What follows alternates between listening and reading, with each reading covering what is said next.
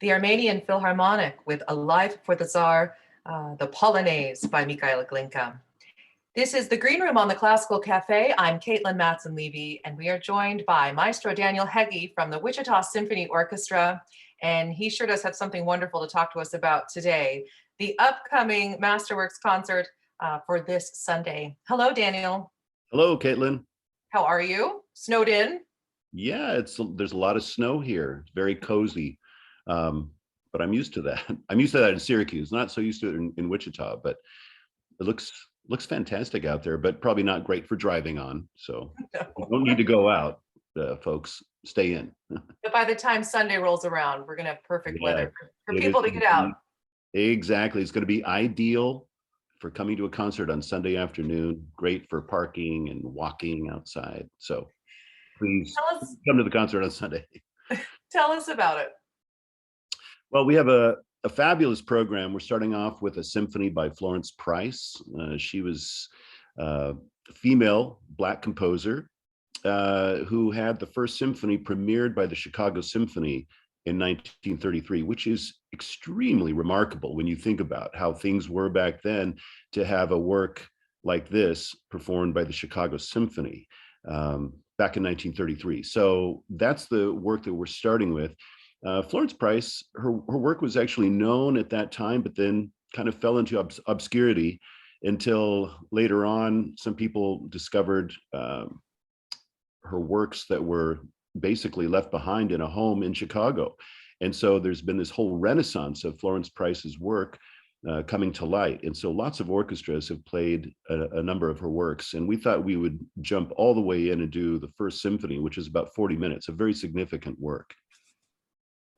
So we're doing on the first half, and then the second half, we have the Revels Piano Concerto in G with Natasha Peremsky, and closing with Tchaikovsky's Romeo and Juliet Fantasy Overture. Natasha Peremsky, isn't she the artist who was rehearsing the week that everything shut down? Yes, that fateful week. I believe it was March 13th of 2020. We were rehearsing this piece, the Revels Piano Concerto in G, and we were ready for the dress rehearsal, and everything shut down. So we were not able to perform that. So we're bringing her back, and now we're able to fulfill that promise of bringing the Revels Piano Concerto in G to our audience. And she has a history with the symphony orchestra. This would not have been her first appearance, right? That's correct. Yeah, she came in to play Tchaikovsky's second piano concerto with us a few years back, and she's been on my radar for a while. She's played all over at great orchestras around the world, and we're very excited to bring her back. And the Romeo and Juliet, I personally have enjoyed listening to this a lot over the past week, given the close proximity to Valentine's Day. And it's just such an incredible work. It's just so lush. It's just fantastic. Now, it holds the Romeo and Juliet, the love theme that we think of or that we experience, maybe Looney Tunes or Bugs Bunny. It's the love theme. It is. And when people hear it, they will know, oh my gosh, I didn't know a time when I didn't know this melody. It's permeated through all of pop culture, and of course through classical culture as well. He just got that melody just right. And there's so much in this masterpiece right from the beginning, because he's able somehow to actually really tell the story with just instruments, with no words at all. But you can hear it in the conflict between the Montagues and the Capulets, because it follows the Shakespeare storyline quite closely, if you think about it. From the very beginning, it has this rather saintly chorale played by bassoons and clarinets like Friar Lawrence, and then you start to hear the warring families starting to clash, and you hear this bum ba-da-da, bum ba-bum ba-dum, and it's really like the sword fight. You can hear like the swords clashing, and then of course the love theme is introduced partway into it, and then he's able to blend the two together. It's just masterful what he does. And then even at the end, you hear where the death comes in for the lovers, and then the beautiful denouement in the woodwind chorale at the very end, basically looking for new hope for the future. It's just a masterpiece. And such a fantastic concert, which is at 3:00 on Sunday at Century 2 Concert Hall. For tickets or any further details, the Wichita Symphony website is wichitasymphony.org, and the box office is 316-267-7658. Well, let's hear a few moments of this Florence Price, her Symphony Number 1. I do believe this is one of the first recordings made of this symphony, Fort Smith Symphony Orchestra, and we'll be back with Maestro Daniel Hege. Symphony Number 1 by Florence Price, the Fort Smith Symphony Orchestra, conducted by John Jeter. This is the Green Room on the Classical Cafe. I'm Katelyn Matson-Levy, joined by Maestro Daniel Hege from the Wichita Symphony Orchestra. You said that Florence Price composed that symphony in 1933. Well, yeah, technically in 31 and 32, but it was performed for the first time. The premiere was in 1933. She had entered a Wanamaker Foundation competition for Black composers, and she won first prize. And then there was a wealthy donor who wanted to sponsor that piece being played by the Chicago Symphony. And so Frederick Stock, who was the music director at that time, took that donation and played the work. And so it had this very auspicious premiere. In knowing that it was composed in the 30s, and Florence Price having just lived through the 20s and, the birth of jazz, you can hear certain influences in her music, as well as some American folk influences, Black folk music as well, kind of all integrated together. Yes, you can. The first movement, in many ways, basically pays homage to Dvorak's New World Symphony. If you listen closely to the first movement, it will sound very similar. You can hear the influence of that. And that's why we're even calling this concert New World Masterpiece, because it has some hearkening back to that. So the first movement is the longest movement of all. It's about 18 minutes long. And she really develops these themes, and you just hear even the sonority sounds very much like Dvorak. But then we go to the second movement, and it really feels like going to church. It's this beautiful church hymn played on the brass with little responses by the clarinet, almost like a supplicant. And then the strings come in too. It's very hymn-like, very beautiful and serene, almost all the way through that second movement. And then the third movement is where we hear more of the African-American influence. We hear the Juba Dance, which is, taking the dance music right into the concert halls and the music halls of the time. And there's a lot of African-American drums used in that as well. It's just a very quick, fun dance. So we hear that Black heritage there. And then the last movement is what we just heard, and that's the finale. It's almost like a tarantella. It's perpetual motion, very, very fast, almost on the brink of, going out of control. It has this very frenzied quality to it, but we definitely hear that American influence, especially movements 2 through 4. It's a significant work at about 40 minutes, and it's the first piece on the program before we do intermission. Your concertmaster, Holly Mulcahy, is so wonderful how much she shares with the public about, when she's practicing and what her routine is, and as she's preparing for her next concert. And she was sharing with people just over social media about practicing the Florence Price, and she was showing us little photographs of the music of her string part and talking about how technically advanced it is. And for most of the musicians of the symphony, this is probably the first time they've ever played it, and how it's taken everybody some work. You're right on all of those counts. Holly is very good at sharing these kinds of things, and the music is very challenging, and in some places fiendishly difficult, very virtuosic. And you're right that most of the players, I think probably all of them, unless I've heard from one or two, have not ever played this before. So this is something new, but they came in last night very prepared in the rehearsal, and so it was a joy to work on it. You have rehearsal tonight with Natasha Perimsky there. Yes, Natasha is back for the Revels, so we're excited about that. And the Revels is described as a piano concerto with jazz influence.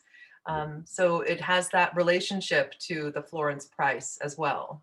It's so interesting because the pieces were written concurrently, of course, just on different continents. So it's really fascinating. The Revels Piano Concerto was premiered in 1932. The Florence Price Symphony in 1933. So they're only 1 year apart. So it really makes an interesting juxtaposition on the program to hear those two works that were written and then performed almost simultaneously, but in completely different areas. Ravel came to America in 1928 and did a tour of about 25 cities where he played and conducted. And he was so impressed with jazz, the jazz influence especially, but also the quality of the orchestras and also the African-American influences, African-American spirituals and whatnot. And he really wanted to make use of that. And in fact, I just read recently that at his birthday party, Ravel's birthday party in New York, George Gershwin showed up and he played a little bit of Rhapsody in Blue, just impromptu, just himself playing some of it. And so, and of course, we know there was a famous meeting between the two of them too, where Gershwin was asking Ravel if Ravel would teach him. And Ravel said, no, because I would rather have you write good Gershwin than bad Ravel. And also, how much money do you make? Maybe I should be taking lessons from you. But we can still see the influence of Gershwin and jazz, especially in the first movement of the Ravel Piano Concerto in G. Ravel, when he wrote this, he said he didn't want to make anything really, quote, profound, but he wanted something that would be very brilliant and virtuosic and very entertaining. So he's written a very virtuosic piece for the pianist, but also for the orchestra. There are individual parts within the orchestra that's almost on every excerpt list to get into an orchestra. So it'll be challenging for all of us. It's a short work. It's only about 22 minutes long, kind of a pared down orchestra, not really a large symphony orchestra, but full of color, because Ravel was an amazing orchestrator. He knew how to write for the orchestra, and he would painstakingly go through and be very detailed in his music. So we're in for a big treat with Natasha playing the Ravel on the second half. Well, let's listen to a few moments of the Ravel. Ravel's Piano Concerto in G, and then we'll be back and talk a bit more with Daniel from the Wichita Symphony Orchestra. The gorgeous middle movement, Ravel's Piano Concerto in G, which on Sunday will be played by Natasha Perensky and the Wichita Symphony Orchestra. This is the Green Room on the Classical Cafe, and I'm Katelyn Matson-Levy.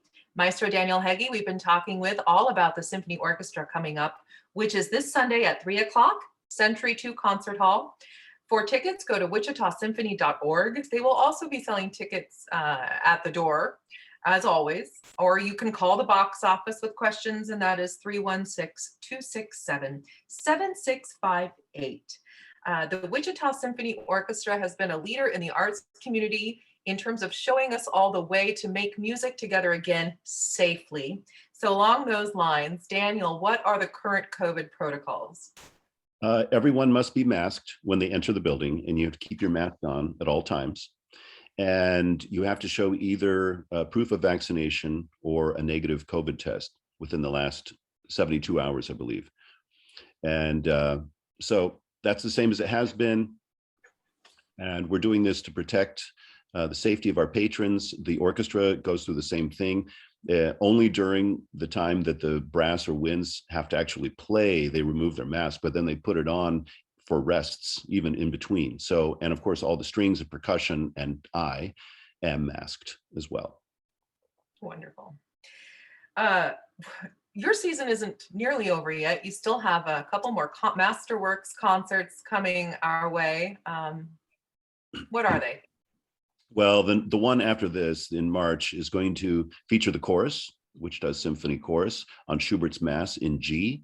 We're also playing Mendelssohn's Fingal's Cave Overture on that, and then concluding with Beethoven's Fourth Symphony. The Fourth Symphony of Beethoven, it was actually supposed to be played in the year of the COVID. It was supposed to be in December of 2020, but that was canceled for obvious reasons.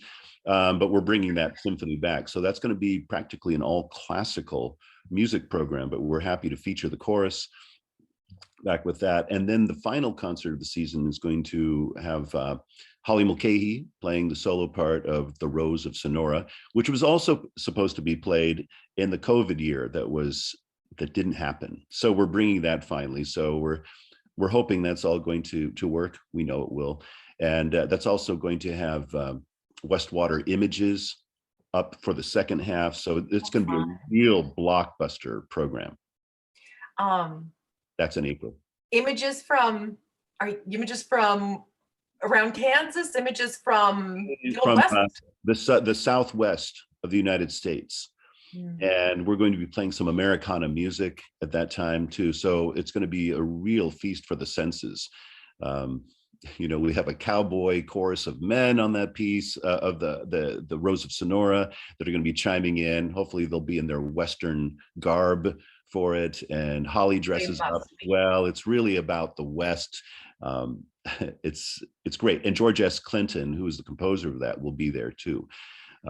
He wrote the old Cowtown Suite that we started the season with, and he's just become a great friend and a fantastic composer to have a relationship with. Yeah, definitely. What fun. What a wonderful season, and congratulations on keeping it going and just month after month bringing us wonderful music to Wichita. Well, we're very excited to be able to play together again. I mean, this really makes us appreciate it even more to have had this break and then to come back and get to play together. It's been an amazing experience. This Sunday at 3:00 at Century 2, Florence Price's Symphony No. 1, Revels Piano Concerto in G, featuring Natasha Perimsky. And then we have the Romeo and Juliet Fantasy Overture by Tchaikovsky. You can get your tickets at wichitasymphony.org and look up any information, or if you have any questions you have, they have a wonderful website. You can read all about the symphony there. Otherwise, you're good to go. It should be a wonderful weekend to get out and listen to a concert. Yes, good weather that day. Good weather that day. So just count on it. We'd love to see you there. Thanks for joining me today, Daniel. Thank you, Katelyn. Bye. Bye-bye.